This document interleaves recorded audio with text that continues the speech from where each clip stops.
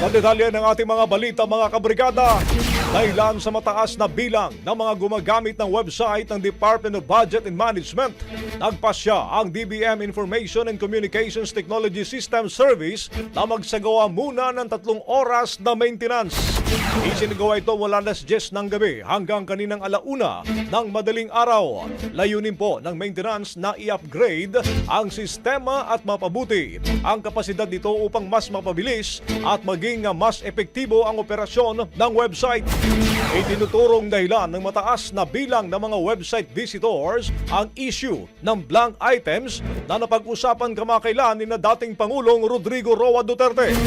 Samantala, muling nanindigan ang DBM na walang katotohanan ang mga pinapakalat na pahayag ukol sa 2025 General Appropriations Act. Ayon pa sa ahensya, hindi sinasaalang-alang ng mga nagpapakalat na maling impormasyon ang mga hakbang na kanilang isinagawa upang mapalakas ang transparency, accountability at partisipasyon ng publiko sa pamahalaan. Binanggit pa ng DBM na sa pamamagitan ng Open Government Partnership at Digitalization, nakapagpatupad sila ng mas makabuluhang hakbang upang gawing mas bukas at epektibo ang pamamahala ng ating pamahalaan.